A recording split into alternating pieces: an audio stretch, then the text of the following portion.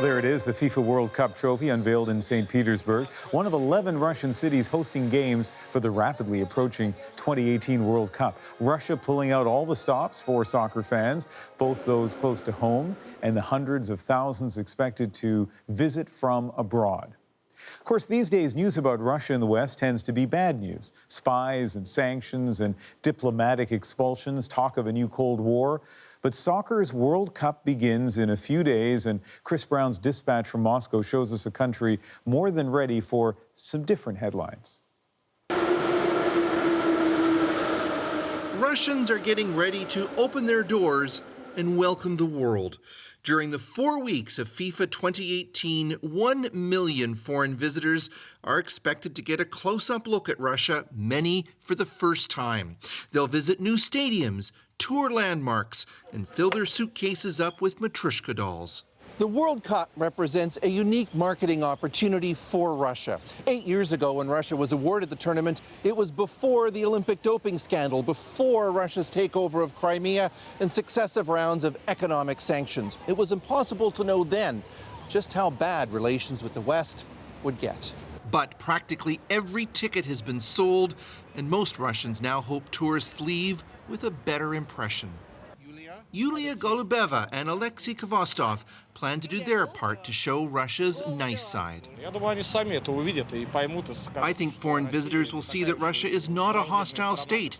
They'll see that we're powerful and we're also friends. We're open to everyone and we're friendly. Welcome, как говорится, welcome. Welcome to Russia.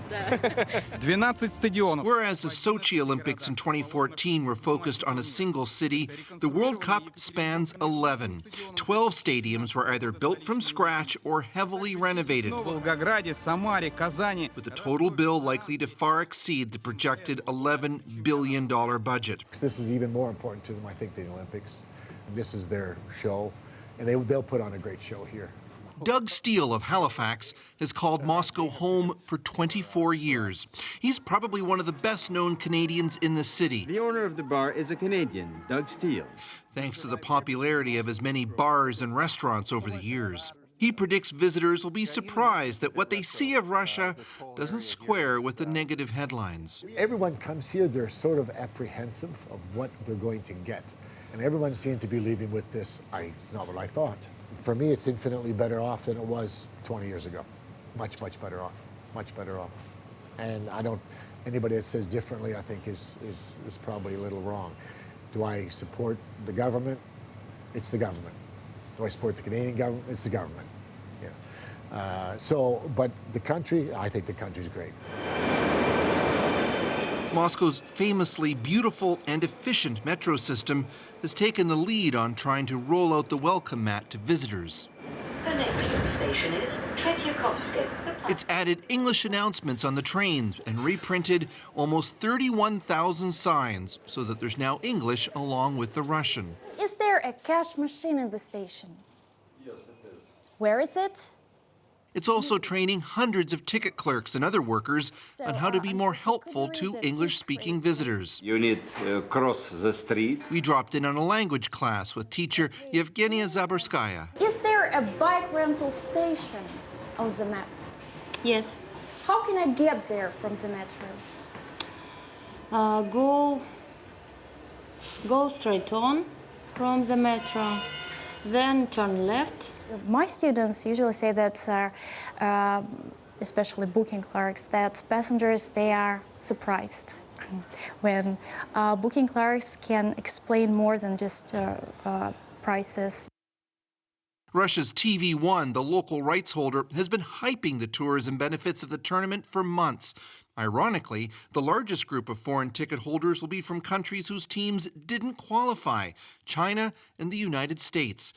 Let me help you. Metro worker Ivan Smetanin says the enormous cost of hosting FIFA will be worth it if people have a good time. Cities compete with each other to impress their visitors, to attract more guests.